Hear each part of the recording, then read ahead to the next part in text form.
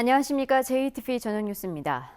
당초 오늘 전북을 방문하려다 방문 계획을 취소한 이낙연 국무총리가 다음 달 중순 안에 군산조선소 대책을 발표할 것으로 보입니다. 어제 이낙연 총리를 만난 민주당 김춘진 도당위원장은 이 총리가 다음 달 중순쯤 군산을 찾아 군산조선소 재가동을 위한 해법을 발표할 것이라고 말했습니다. 김 위원장은 현대중공업이 재가동 조건으로 정부 보증을 희망하고 있어 선박을 수주할 때 정부의 보증 범위를 어느 선까지 하느냐가 막바지 쟁점이라고 덧붙였습니다. 청와대가 혁신도시와 새만금 개발을 주도하기 위해 전북 출신의 기금운용본부장과 새만금 개발청장을 선임하기로 했습니다. 청와대는 또 군산의 기계부품 소재 분원을 연구소로 격상시켜 건설기계 산업을 육성하고 전주 새만금 고속도로를 오는 2020년까지 완공하기로 했습니다. 전북도의회가 주민 수건사업비로 알려진 재량사업비를 올 하반기부터 편성하지 않기로 했지만 상반기 예산을 집행하기로 해 크게 후퇴했다는 비판이 일고 있습니다. 도의회는 이미 편성된 올 상반기 재량사업비도 폐지하려 했지만 의원들의 반발이 거세 상반기 재량사업비의 목록을 공개하고 공개 경쟁 입찰로 집행한다고 밝혔습니다. 이로써 올해부터 재량사업비를 포기한다는 전북도의회 약속은 말뿐에 그쳤습니다.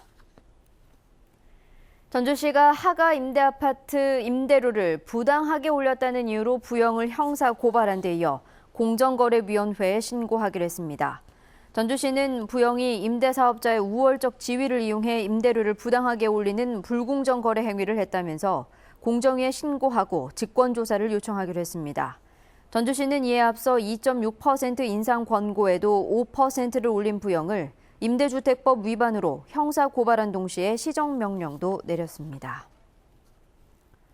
대형마트를 지을 수 있는 전주 에코시티의 상업용지 공개매가 입찰이 또 유찰됐습니다.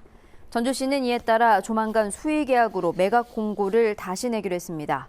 해당 상업용지는 12,000제곱미터로 예정 매각가는 288억 원입니다. 전북의 귀농귀촌 가구가 계속 줄고 있습니다. 통계청에 따르면 지난해 전북의 귀농귀촌 가구는 16,900여 가구로 2015년보다 521가구, 약 3%가 줄었습니다. 귀농귀촌 가구가 가장 많았던 해는 2014년으로 17,700여 가구였습니다. 전북지방경찰청이 성추행 등의 혐의를 받고 있는 부안여고 체육교사 51살 박모 씨를 어제 처음으로 소환해 조사를 벌였습니다. 박 씨는 체육교사로서 학생들의 자세 교정 등을 지도했을 뿐 성추행이나 성희롱은 없었다며 혐의를 부인한 것으로 알려졌습니다. 그러나 성추행은 물론 선물 강요와 성적 조작 같은 의혹도 불거진 만큼 경찰이 2, 3학년 학생들을 전수조사한 뒤 영장 신청을 검토할 것으로 보입니다.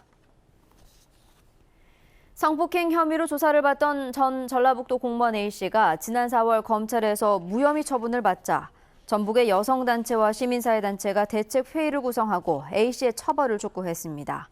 이들 단체는 검찰이 피해자 조사를 하지 않은 채 가해자 입장에서 판단했다고 반발했습니다.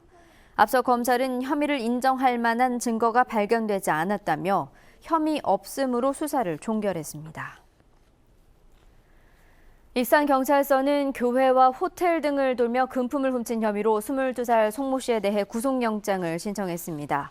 송 씨는 지난 1일 새벽 익산시 창인동의 한 교회에 침입해 헌금함을 부수고 현금 50만 원을 훔치는 등 석 달간 익산과 충남 서산의 교회와 호텔을 돌며 모두 400만 원의 금품을 훔친 혐의를 받고 있습니다. 전북은 오늘 구름 많은 가운데 낮 한때 일부 지역에 소나기가 내렸습니다. 내일은 흐린 가운데 오후부터 밤까지 비가 내리겠습니다. 예상 강수량은 5에서 20mm입니다. 아침 최저 기온은 18도에서 22도, 낮 최고 기온은 27도에서 30도의 분포를 보여 오늘보다 1도가량 낮겠습니다. 전주기상지청은 이번 비가 주말인 모레 낮 동안에는 멈췄다가 다시 일요일부터 다음 주 화요일까지 이어지겠지만 양은 많지 않을 것으로 내다봤습니다.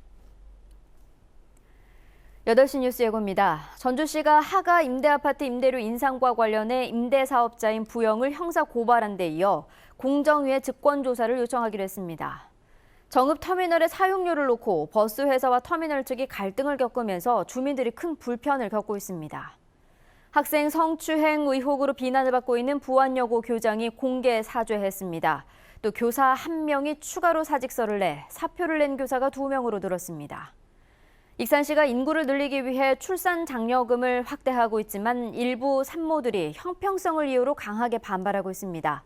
자세한 소식은 JTBC 8시 뉴스에서 전해드리겠습니다.